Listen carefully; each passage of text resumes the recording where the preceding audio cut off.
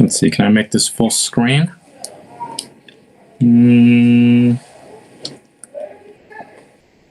What are my powers over here? Nah. Full screen, show full screen. How about this? Yeah, that's better, right? You can see more. Good. All right, so we're going to get started. This is a work in progress that every year I come around and I gain more knowledge with. All right, another one. You got it.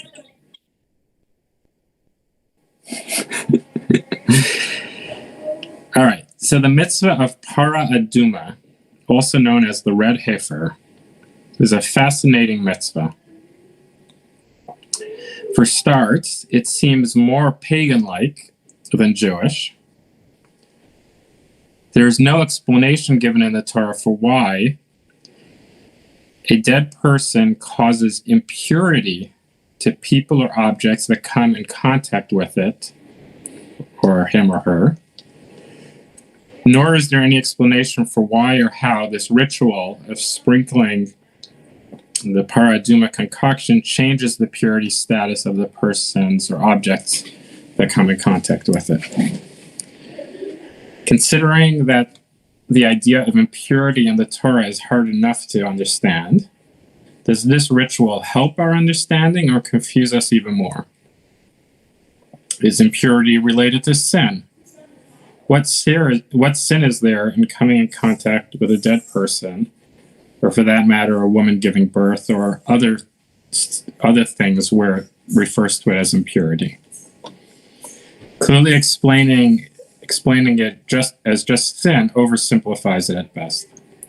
Was meant to represent contagious disease, their understanding of it, or some other force that diminishes from the holiness of the temple and the community. So in addition to that, it has other anomalies where a person who's doing this ritual or preparing this ritual becomes impure, but the person that the ritual is done on becomes pure. And how does that make sense? It seems like a paradox. Because of the many conditions that were required to do this ritual and to prepare it, it was very rare. It had to be, depending on, there's different opinions, but basically a almost, if not completely red cow. You know, maybe it could have like one black hair or something like that, but pretty much red. And when's the last time you saw a completely red cow? Every so often they find one that they think might qualify, and it makes it into the Jerusalem Post or something.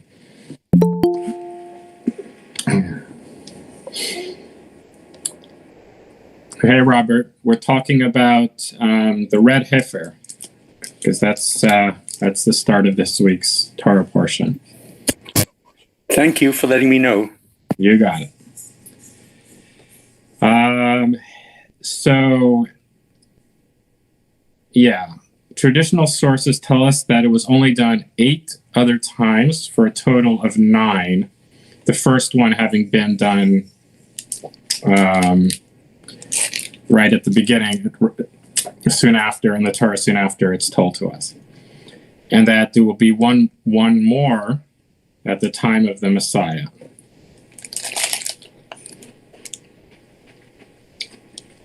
While the written Torah doesn't offer any explanation for how this thing works or why, some commentators offer possibilities, while others say it is an irrational rule and ritual, and it's wrong to even try to make sense of it. There's certain things that are just commandments, God told us, and when you try to make sense of them, you're just going to be banging your head against the wall because it's just irrational. And basically, it's just a test.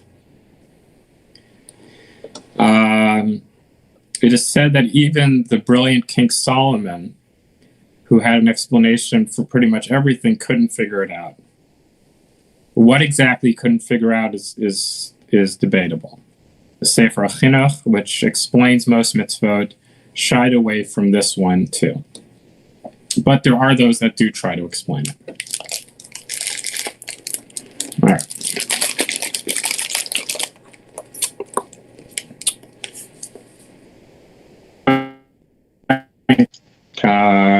And I used some of the material from last year. If any of you are with, if any of you were with us last year, you might recognize some of it. And I hope to continue to expand it over the years. Following, there's some of the elements involved in this ritual. It was an animal. So actually, I think at this point, let's just read the text and then we can come back to this. Does anybody want to read the text? Let me put it in library mode. It'll be easier to read, I think.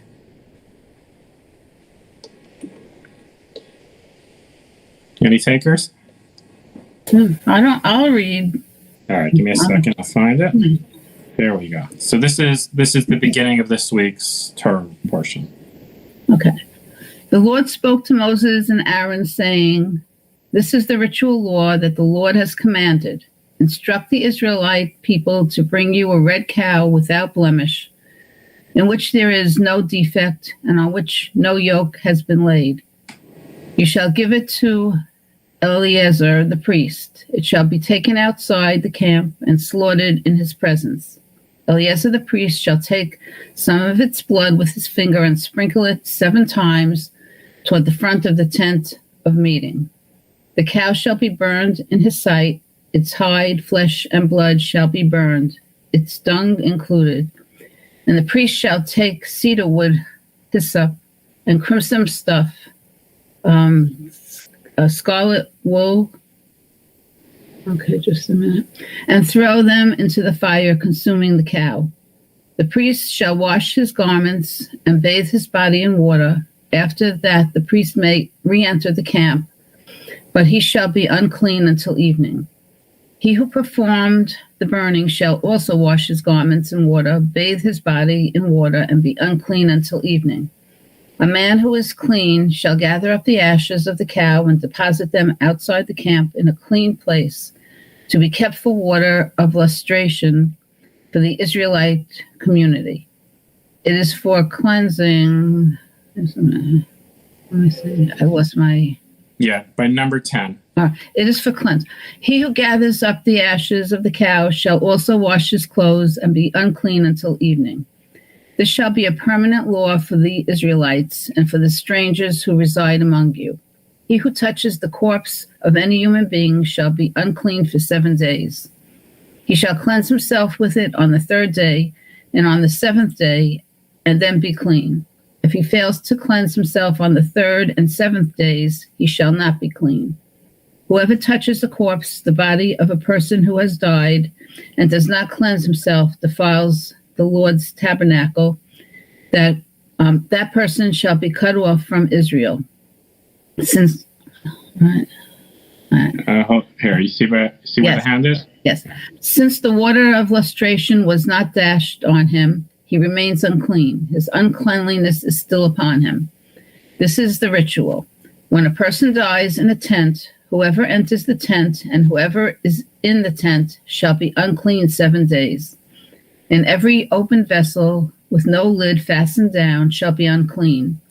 And in the open, anyone who touches a person who was killed or who died naturally of human bone or a grave shall be unclean 7 days. Some of the ashes from the fire of cleansing shall be taken for the unclean person, and fresh water shall be added to them in a vessel. Okay. A person who is clean shall take hyssop, dip it in the water, and sprinkle on the tent and on all the vessels and people who were there, on him who touched the bones, or the person who was killed or died naturally, or the grave. The clean person shall sprinkle it upon the unclean person on the 3rd day and on the 7th day, thus cleansing him by the 7th day. He shall then wash his clothes and bathe in water, and at nightfall he shall be clean. If anyone who has become unclean fails to cleanse himself, that person shall be cut off from the congregation, for he has defiled the Lord's sanctuary. The water of lustration was not dashed on him. He is unclean. That shall be for them a law for all time. Further, he who sprinkled the water of lustration shall wash his clothes, and whoever touches the water of lustration shall be unclean until evening. Whatever that unclean person touches shall be unclean, and the person who touches him shall be unclean until evening. All right, so before we go further, do you feel like you have a grasp of what we're talking about here? Any questions? Anybody want to summarize it? I'd like to know what lustration means and what hyssop is. All right, so hyssop is a plant. From what I've read, it generally grows in unhospitable places.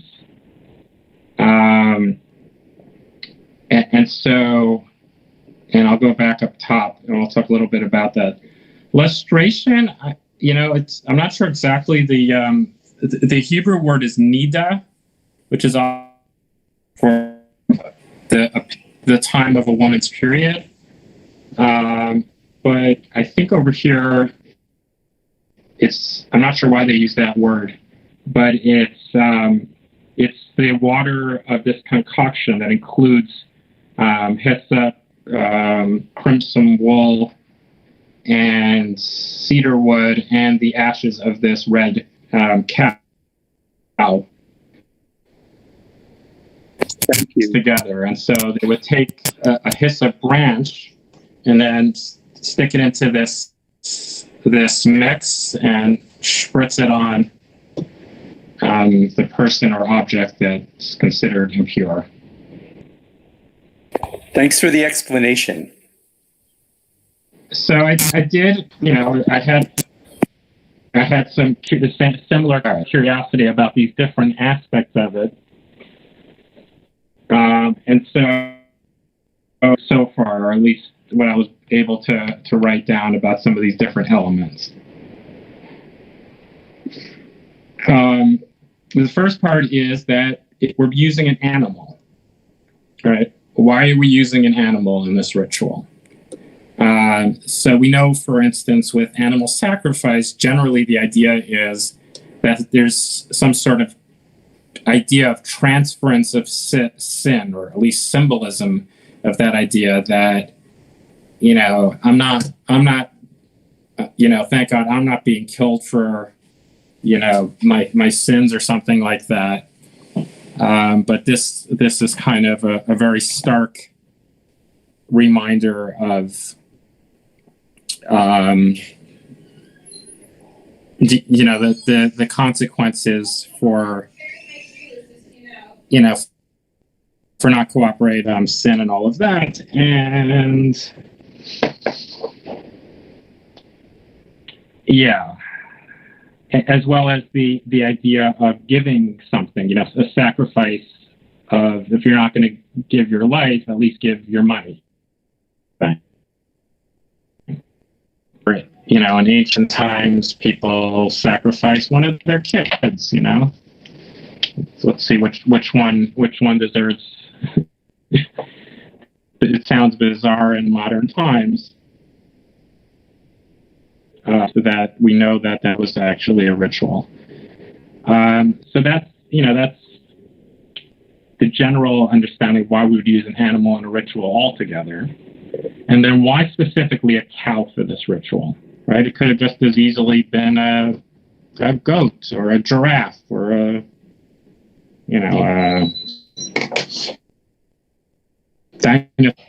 So Rashi explains that the cow is used because it is the mother of the calf, and the Israelites sinned with the golden calf.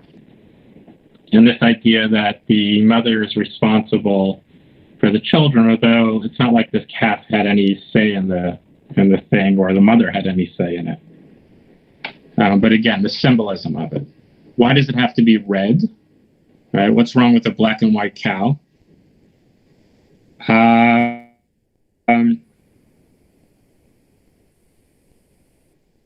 Red symbolizes blood, and And so when thinking about, kind of purifying somebody who came in contact with a dead body, it's sort of like almost like be giving them life. Death kind of diminished from their life, and now we're. Another explanation is that red represents sin. Stated in Isaiah, though your sins be as scarlet, they shall be white as snow. Others argue that red is actually a mistranslation of the word. It's not red at all. Rather, it's either yellow or brown. And then a Heifer. Rabbi? Dictionary. Yeah. So, red also, I know when my children were born, I had my parents said put a red ribbon, or something red in their crib or in their carriage to ward away the evil spirits. So I just wanted to bring, so that could be something too. And is there such a thing as a red cow? That's very likely. Well, what? I'm sorry. No, that's very likely the reason here. Mm-hmm. Right? I mean, it is. Judaism was a lot more superstitious back in the day. And they were afraid of spirits and things like that. And so it is what it was. Mm-hmm. But then the question, where did that idea start? That idea of, hello, Heifer.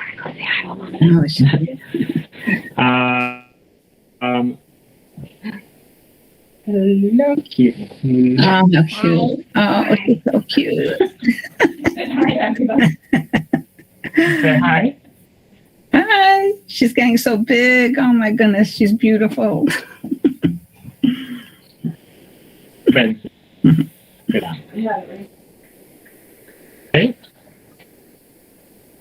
Question still is why was red chosen as the thing that would an I in her or something like that?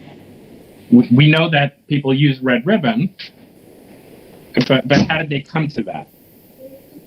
Right? I don't know. Oh, and also, as far as I know, cedar wood is red. Exactly. I was just going to get to that. So cedar wood is red, but what's not red, as far as I know, or at least as far as Wikipedia, as far as I got in it, and a quick search, hyssop isn't red. So how did if the whole thing is about red, then how did the hyssop get in there?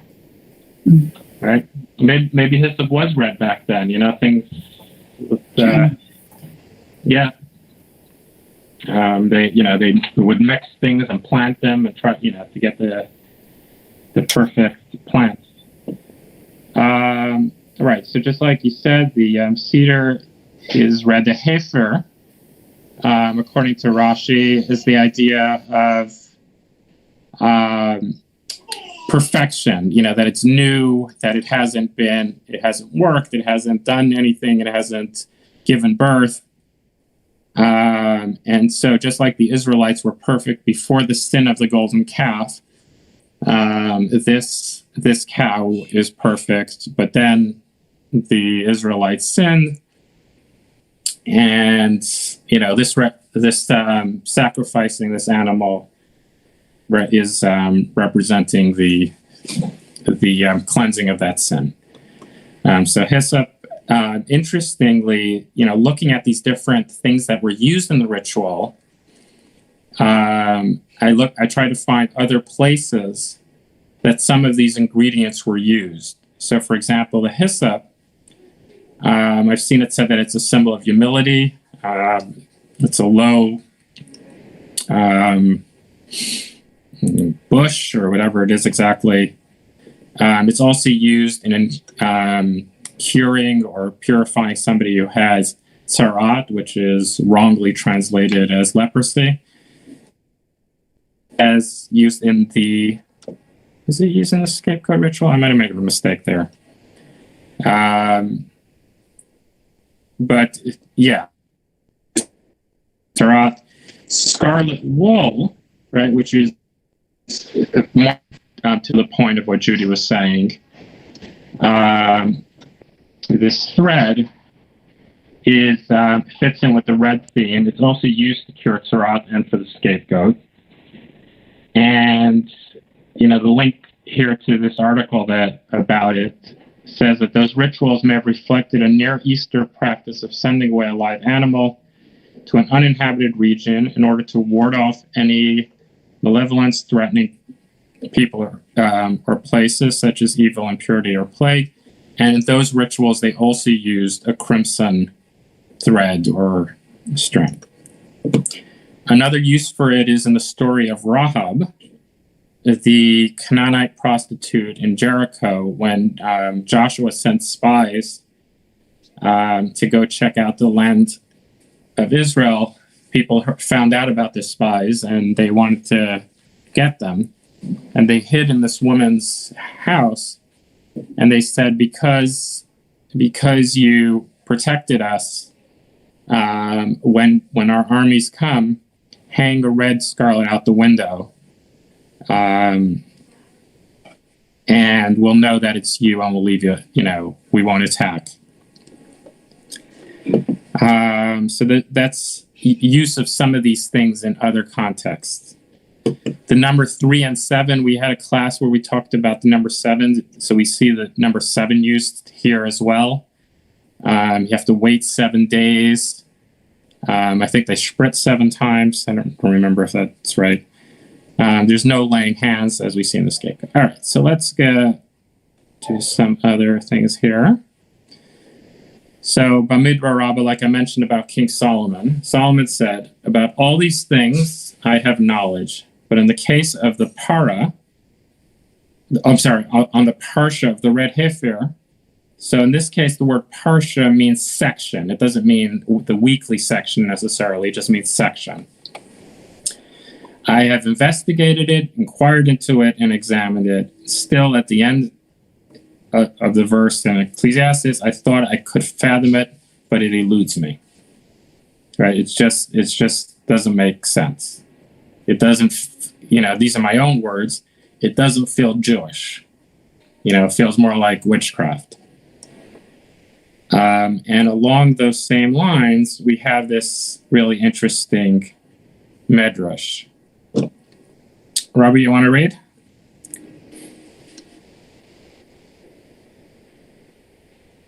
Okay. Where do I start? Right here. Let me make it a little bigger. A Gentile asked Rabbi Yochanan ben Zakkai, "These rituals you do, they seem like witchcraft. You bring a heifer, burn it, crush it up, and take its ashes. One of you is impure by the dead, the highest type impurity. 2 or 3 drops are sprinkled on him, and you declare him pure. He said to him, Has a restless spirit ever entered you? He said to him, No. Have you ever seen a man where a restless spirit entered him? He said to him, Yes. Rabbi Yochanan ben Zakkai said to him, And what did you do for him? He said to him, We brought roots and made them smoke beneath him and poured water, and it fled. He said to him, Your ears should hear what leaves your mouth. The same thing is true for this spirit, the spirit of impurity, as it is written. Even the prophets and the spirit of impurity will I remove from the land.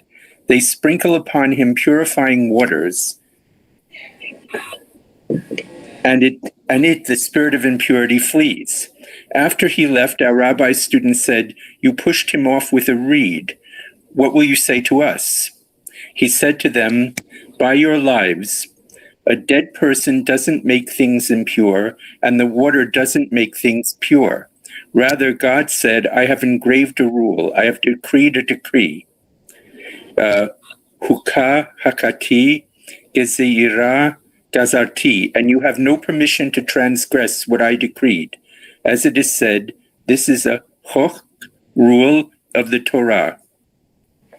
So how do you understand this story, Robert? Well, that it's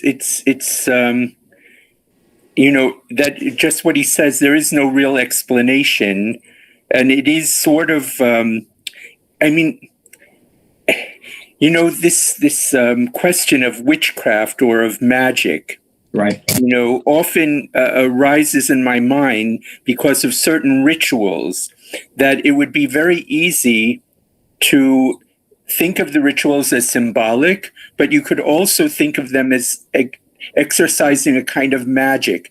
Putting on tefillin is, you could think of it as a kind of magic that you do, to make sure everything goes well that day. Or a lot of things, the talis, certain times when you're supposed to kiss the talit and so on.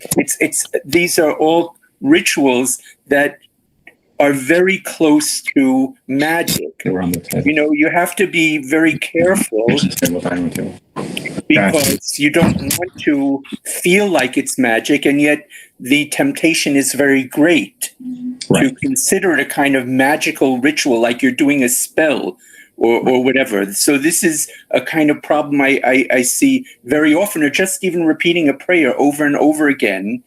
You can lose the sense that it's a connection to God in some way, and you just think, well, I have to do it. I have to say this prayer just to prevent, evil things from happening. So it's kind of a magic thing again. Right. Yeah, and I think, one of the questions that I struggle with is let's say initially it was put in place because it was basically magic. It was the belief that this will fend off evil spirits or whatever it is, literally. But then, I might come to the conclusion and think, okay, this is Bobomyces. So do I not do it anymore? Or does it make sense for me to continue to do it and instead do it for symbolic reasons? Or am I kind of giving credence where people will think that I actually believe in the magic? Right? And it's what other people will think, but also for ourselves, if we don't believe that it actually does anything anymore, does it still make sense? From a symbolic perspective and from a sense of connectedness to the past and to ritual and all of that. But, the interesting thing is the answer that Rabbi Yochanan ben Zakkai gives the guy is basically he's saying, leave me alone. Mm-hmm. He's saying, you do plenty of magic yourself, so why are you criticizing me? That's what I hear in it. Instead of him saying, no, it's not magic, we wouldn't do magic, he's just saying, and how exactly do you live your life? Mm-hmm. By the way, Rabbi, I have another thought that came to my mind with this animal sacrifice. Yeah. I spoke to someone who said that he didn't really want the days of the Messiah to come because he doesn't want a temple with animal sacrifice. Right. And I say, but what about world peace and, everything being then like another Garden of Eden? Isn't that worth something? Yeah. But there is that kind of, concern, let's say, about animal sacrifice in general. Absolutely. And I share the concern, and I also share the other concern, which is, we need to have a certain amount of humility. Especially if we're willing to eat those animals, then maybe we shouldn't be so self-righteous. But yeah, it is something that's hard to understand. And, there's the famous explanation from Maimonides in the Guide to the Perplexed, where he says that God doesn't really, want these animals sacrificed, but it's because humans, as smart and as sophisticated as we think we are, we're pretty simple beings. It was a vivid, the vivid imagery and what people could relate to. And if you follow that, we won't have animal sacrifice anymore in the third temple, whatever that would look like, right? Because right now in society, animal sacrifice is seen as, witchcraft, and that's unacceptable in most of Western culture, as far as I know. All right, so we have the Sefer Achinuch. This is, it literally means the book of education, but it's a book that explains a lot of the mitzvot. It spells out all the mitzvot and gives an explanation. So this one here about the red heifer that we're talking about, the commandment of the red heifer, that Israel is commanded to burn the red heifer so that its ashes are prepared for those that need it, and to purify those defiled by contact with a dead body. Even though my heart was filled to write the connotations of the reasons for the commandment that are foremost through Peshat, which is kind of more literal interpretation, but this being successful in the work of educating my children and his youth friends to keep the mitzvah, thinking that if he were to expound on it, it would help his children and their friends be more motivated to do it, my hands became weak. I became afraid to open my mouth about it at all. Even about Pshat, even about the simple explanation, for I saw that our rabbis, their memory be a blessing, spoke at length in the depths of its secrets and the vastness of its points, to the point that they said that even King Solomon, understood with all his vast wisdom all the reasons for the mitzvot except for this one, as he said, and again, the same quote, I said I will understand, and it was distant from me. All right, so Mara Nevuchim, this is the guide to the perplexed. This is, at least from the older Jewish books, this was the one that made arguably the most effort to reconcile Judaism with philosophy as it was evolving. And it was from Maimonides.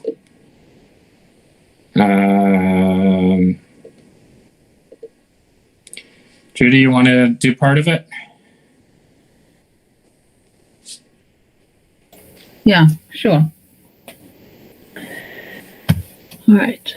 As theologians are divided on the question whether the actions of God are the result of his wisdom or only of his will without being intended for any purpose whatever, so they are also divided as regards the object of the commandments which God gave us. Some of them. Do you understand that part? I have to reread it a couple of times to make sure I understood it. All right, let's see. Some of them hold that the commandments have no object at all and are only dictated by the will of God. Others are of opinion that all commandments and prohibitions are dictated by his wisdom and serve a certain aim. Consequently, there is a reason for each one of the precepts. They are enjoined because they are useful.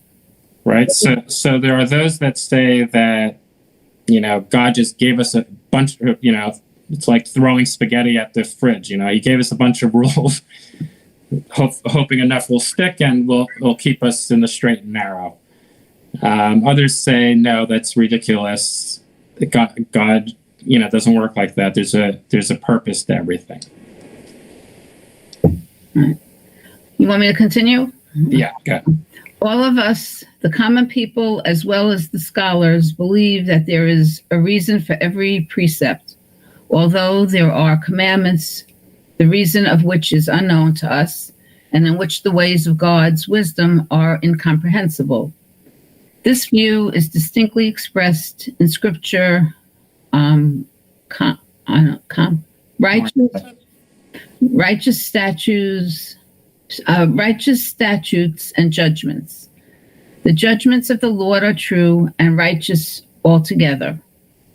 There are commandments which are called hukim, ordinances, like the prohibition of wearing garments of wool and linen, boiling meat and milk together, And when it says wool and linen, meaning when they're combined.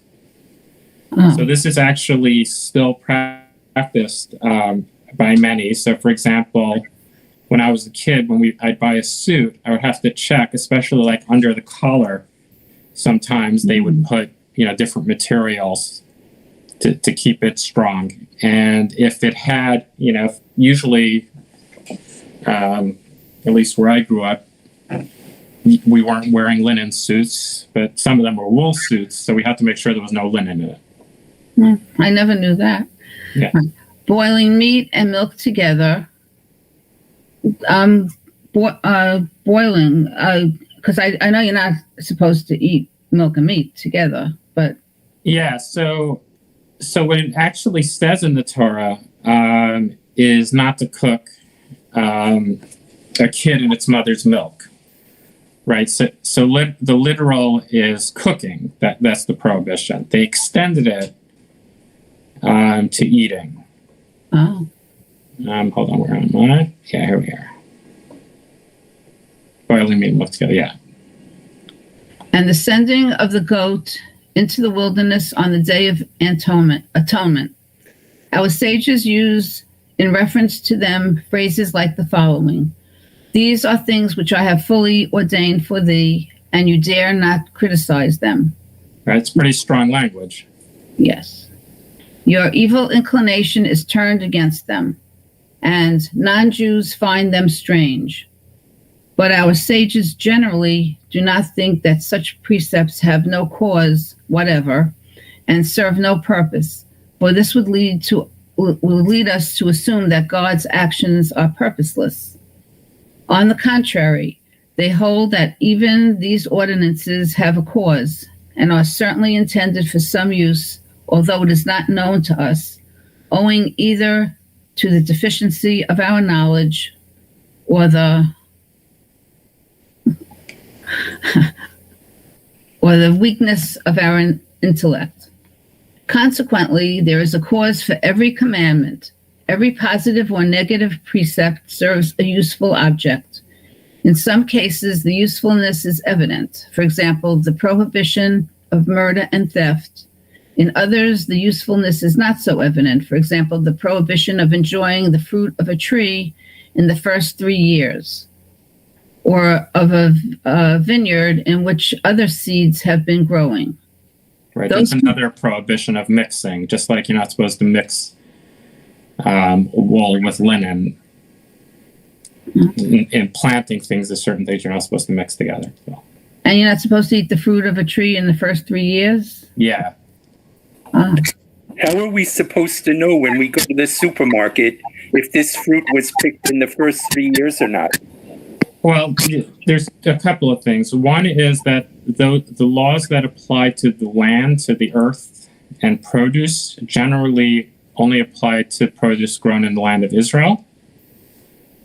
And we wouldn't know, right? So there are in Israel, when sometimes people might only eat something that has a Heifer, like we have things, that have an OU on them or something like that. Back in the day, there was no packaging with OUs or anything. It was if you bought your stuff from Yankel, you knew that he followed the laws. If you bought it from, Christopher, it was hit or miss, But, so in Israel, there are things that actually would have a Heifer where rabbis would say, yes, you can trust that this was followed the laws where, the 7-year law of letting the land rest and all of that as well. Okay. But you say that doesn't apply to food that's grown here. That doesn't apply to food that's grown here. And actually, now that I think about it, I think it doesn't apply in Israel either now because it's connected to a ritual that's done in the temple, and we don't have that ritual. So it may not even apply altogether in Israel now. Although the 7-year one still applies. Thanks. You got it. You want me to continue? If you still got steam left. Okay. Those commandments whose object is generally evident are called judgments, mishpatim. Okay. Those whose object is not generally clear are called ordinances, hukim. Thus they say, in reference to the words of Moses, Ki lo daber rekhu mikem. I don't know if I said that. For it is not a vain thing for you. All right. It is not in vain, and if it is in vain, it is only so through you. That is to say, the giving of these commandments are not in vain. It is not a vain thing, and without any useful object. And if it appears so to you in any commandment, it is owing to the deficiency in your comprehension. You certainly know the famous saying that Solomon knew the reason for all commandments except that of the red heifer.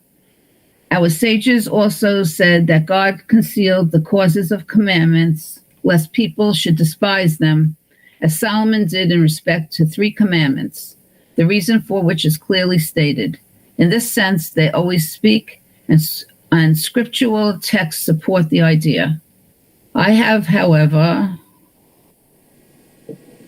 found one utterance made by them in Bereshit Rabbah, which might at first sight appear to imply that some commandments have no other reason but the fact that they are commanded, and no other object is intended by them, and that they do not serve any useful object. I mean the following passage. What difference does it make to God whether a beast is killed by cutting the neck in front or in the back? Surely the commandments are only intended as a means of trying man. In accordance with the verse, the word of God is a test. Although this passage is very strange and has no parallel in the writings of our sages, I explain it, as you shall soon hear, in such a manner that I remain in accord with the meaning of the words and do not depart from the principle which we agreed upon, that the commandments serve a useful object, for it is not a vain thing for you. Right, so he's saying even this idea of, with the slaughter, of doing it the way it's done, has a purpose, even though some thought that it was just completely an ordinance where it just because God said so. Mm-hmm. Okay, should I continue? I'll take over. Okay. I have not said to the seed of Jacob, seek me in vain. I, the Lord, speak righteousness, declare that which is right. In other words, I'm not just hassling you. I will now tell you what intelligent persons ought to believe in this respect. So I'm gonna skip this because it's pretty long, as you can see. But the main reason I brought it was for the part about the red heifer. Right, so going back to the symbolism that we were talking about before, so here, following it are a series of Rashi's. Rashi's the commentator from Old France, who lived about the year 1000 or so, about the red heifer. All right, and the golden calf. Robert, you want to try to tackle these? Okay. And whatsoever the unclean person toucheth. So just to be clear, the parts that are in caps are the quotes that he's talking about. That is this unclean person who has become unclean by reason of a corpse shall become unclean, and the soul that toucheth him that hath become unclean by reason of a corpse shall be unclean until the evening, I guess. Yeah. Here we learn that a corpse is a progenitor of a primary source of uncleanness. and he that touches it becomes a primary source of uncleanness and can render a human being unclean. This is its explanation, that of the whole chapter, according to what it literally implies, and according to the halachot connected with it. A midrashic explanation I have copied from the work of R. Moses, the preacher, and this is, and they shall take unto thee, they shall take from that which is their own, just as they divested themselves of their golden earrings from making of the calf. That is, of that which was their own, so shall they bring this calf-like animal as an atonement from that which is their own, a red cow. Right, because one of the requirements was that it be, you can't receive it as a gift. It had to be yours or belonging to people. Why this rite was performed with a cow may be exemplified by a parable. It may be compared to the case of a handmaid's child that defiled the king's palace. They said, "Let the mother come and wipe up the excrement." Similarly, here, since they became defiled by a calf, let its mother, a cow, come and atone for the calf. Red. It had to be read in allusion to the idea contained in the text. Though they your sins be red as scarlet, they shall become white as snow. So you see that sin is termed red. Perfect. In allusion to the Israelites who were perfect, but through it the calf became morally maimed. Of course, I have to stop here. If they were perfect, they wouldn't have had the golden calf. So it's a kind of contradiction to call them perfect if they sinned like that.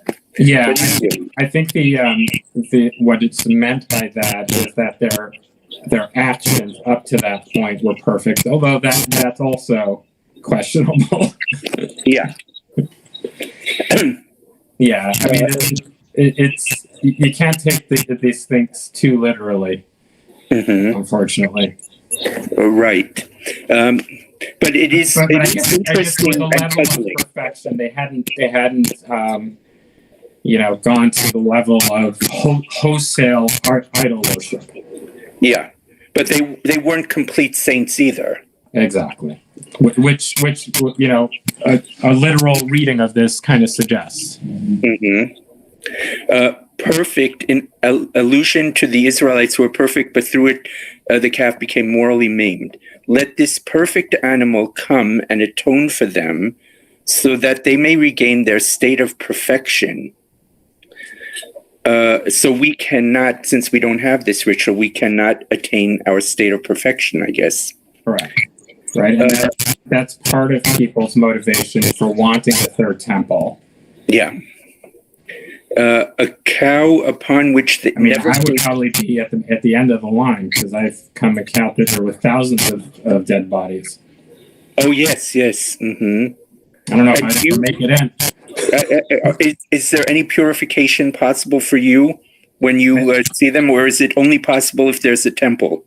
Only if there's a temple, right? And this is part of what makes this, what adds to the confusion of this purity or impurity, what exactly we're talking about, right? Because I can still be a rabbi, which, for the most part, I mean, yes, I'm not the rabbi of a city or a country or, of a great court, but that's a pretty high level in Judaism. Mm-hmm. And yet I encounter dead bodies all the time. Mm-hmm. So it's specifically for the temple, and somehow this impurity going into the temple diminishes it. Mm-hmm. Whereas otherwise, it's not a big deal, right? It's just weird to use words like pure or impure, and then say it's not a big deal. So that's part of the confusion of what exactly we're talking about when we say purity or impurity. Yeah. A cow upon which never came a yoke, just as they cast off themselves the yoke of heaven, to Eleazar the priest. Right. So when you read the text, at least if we're thinking that it goes in a relatively just linear tale, then Aaron was the high priest. He was still alive. He was his brother. So why does it say that Eliezer Eleazar does the ritual? It should be Aaron. Eleazar came after him. Was that one of his sons then? Yes.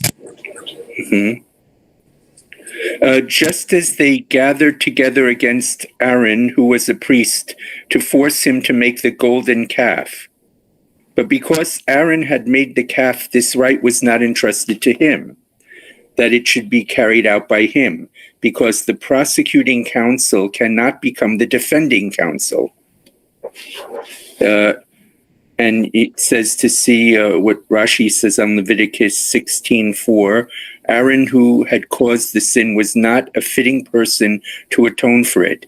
Therefore, the rite had to be performed by another person, another priest, right. That is by Eleazar. Yeah. Right. So this is kind of a crude trying to fit the whole thing into the golden calf narrative. Mm. Right. And basically this is Rashi's attempt to make sense of the symbolism of all of this. Mm-hmm. And this has to be a female cow then, right? That's correct. Which would be very unusual to sacrifice a female cow because you need milk. So I had always thought that the bulls were sacrificed, or the male cows. Is that true? And that's true for certain things, but not this one. Yeah. Mm-hmm. Is this the only exception where a female cow is used? I'm not sure. I think there are others, but I'm not clear. I think there are others. And one shall burn the cow just as yeah. I mean, the one that's it's a female one. It is? Which one? I think so. I have to double check that. Which one was that? Besides this one? I think on Rosh Chodesh, the monthly Rosh Chodesh. Mm-hmm. Celebration. That would be interesting to find out. Yeah. Just as the pardon me. Yeah, we'll finish this and then end up. I didn't realize it was so late. All right. Shall I just read to the? Well, you tell me when to stop. Yep. Go ahead. And one shall burn the cow just as the calf was burnt.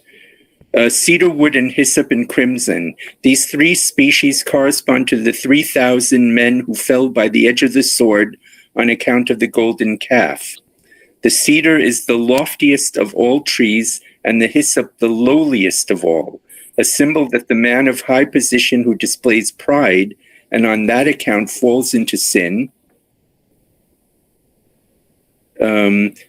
should make himself as lowly as the hyssop and the worm, and he will then gain atonement.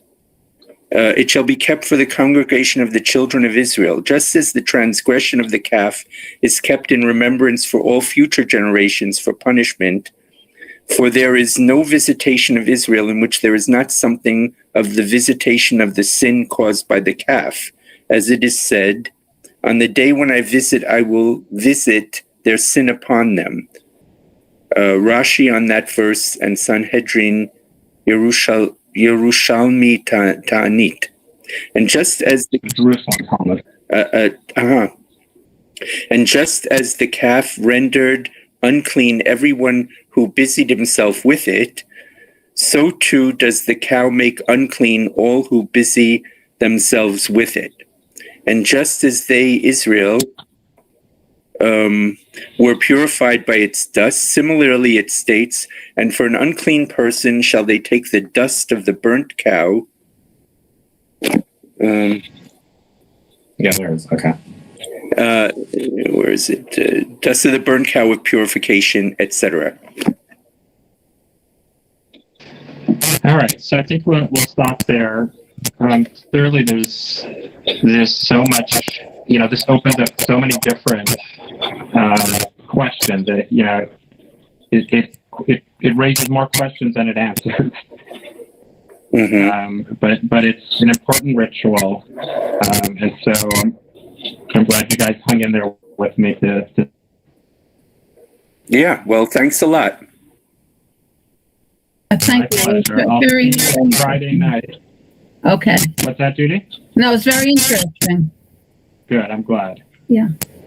I'll see you Friday night. I'm not going to be there. I'm still in Connecticut for Shabbat. I should be back the week after. Okay. Okay. Very good. All right, And when are you coming back on to Staten Island for the Shabbat morning service? So not this week. I think the week after. Oh, the week after? Yeah. Okay. If I remember correctly.